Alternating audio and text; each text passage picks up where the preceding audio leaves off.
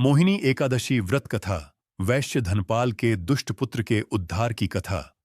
अर्जुन ने संयम और श्रद्धा से युक्त कथा को सुनकर श्री कृष्ण से कहा, हे मधुसूदन, वैशाख माह की शुक्ल पक्ष की एकादशी का क्या नाम है तथा उसके उपवास को करने का क्या विधान है?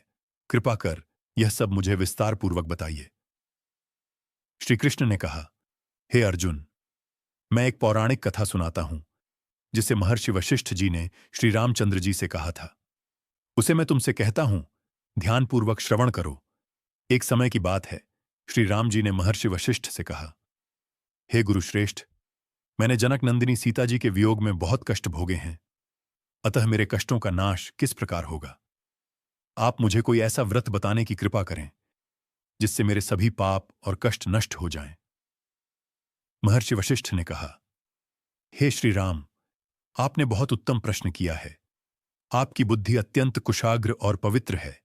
आपके नाम के स्मरण मात्र से ही मनुष्य पवित्र हो जाता है। आपने लोकहित में यह बद्दा ही उत्तम प्रश्न किया है। मैं आपको एक एकादशी व्रत का महात्म्य सुनाता हूं। वैशाख माह के शुक्ल पक्ष की एकादशी का नाम मोहिनी एकादशी है। इस एकादशी का उपवास करने से मनुष्य के सभी पाप तथा क्लेश नष्ट हो जाते हैं। इस उपवास के प्रभाव से मनुष्य मोह के जाल से मुक्त हो जाता है। अतः हे राम, दुखी मनुष्य को इस एकादशी का उपवास अवश्य ही करना चाहिए। इस व्रत के करने से मनुष्य के सभी पाप नष्ट हो जाते हैं। अब आप इसकी कथा को श्रद्धापूर्वक सुनिए। प्राचीन समय में सरस्वती नदी के किनारे भद्रावती नाम की एक नगरी बसी हुई थी। उस नगरी में द्युतिमान नामक राजा राज्य करता था। उसी नगरी में एक वैश्य रहता था जो धन धान्य से पूर्ण था। उसका नाम धनपाल था। वह अत्यंत धर्मात्मा तथा नारायण भक्त था। उसने नगर में अनेक भोजनालय, प्याऊ, कुएं, तालाब, धर्मशालाएं आदि बनवाए। सड्डीद याचकों के किनारे आम, जामुन, नीम आदि के वृक्ष लगवाए, जिससे पथिकों को सुख मिले। उस वैश्य के 5 पुत्र थे, जिनमें सबसे बद्धा पुत्र अत्यंत पापी व दुष्ट था। वह वेश्याओं और दुष्टों की संगति करता था। इससे जो समय बचता था, उसे वह जुआ खेलने में व्यतीत करता था। वह बद्दा ही अधम था तथा देवता, पितृ आदि किसी को भी नहीं मानता था। अपने पिता का अधिकांश धन वह बुरे व्यसनों में ही उड्ढाया करता था। मद्यपान तथा मांस भक्षण करना उसका नित्य कर्म था।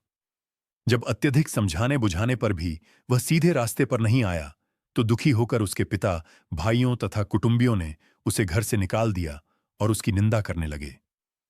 घर से निकलने के पश्चात वह अपने आभूषणों तथा वस्त्रों को बेच बेचकर अपना जीवन यापन करने लगा। धन नष्ट हो जाने पर वेश्याओं तथा उसके दुष्ट साथियों ने भी उसका साथ छोड़ डिड्याच दिया। जब वह भूख प्यास से व्यथित हो गया, तो उसने चोरी करने का विचार किया तथा रात्रि में चोरी करके अपना पेट पालने लगा। किंतु एक दिन वह पकद्धा गया, परंतु सिपाहियों ने वैश्य का पुत्र जानकर छोड़ डहच दिया। जब वह दूसरी बार पुनः पकद्धा गया, तब सिपाहियों ने भी उसका कोई लिहाज नहीं किया तथा राजा के सामने प्रस्तुत करके उसे सारी बात बताई। तब राजा ने उसे कारागार में डलवा दिया। कारागार में राजा के आदेश से उसे नाना प्रकार के कष्ट दिए गए तथा अंत में उसे नगर से निष्कासित करने का आदेश दिया गया। दुखी होकर उसे नगर छोड़ना पद्धा। आर्षशिष्य ने कहा, तू ध्यान देकर सुन, वैशाख माह के शुक्ल पक्ष की एकादशी का व्रत कर। इस एकादशी का नाम मोहिनी है। इसका उपवास करने से तेरे सभी पाप नष्ट हो जाएंगे। आर्षि के वचनों को सुन वह बहुत प्रसन्न हुआ और उनकी बतलाई हुई विधि के अनुसार उसने मोहिनी एकादशी का व्रत किया। हे श्री राम, इस व्रत के प्रभाव से उसके सभी पाप नष्ट हो गए तथा अंत में वह गरुड़ध्वज पर सवार हो विष्णुलोक को गया। संसार में इस व्रत से उत्तम दूसरा कोई व्रत नहीं है। इसके महात्म्य के श्रवण एवं पठन से जो पुण्य प्राप्त होता है, वह पुण्य 1 सहस्र गौदान के पुण्य के समान है।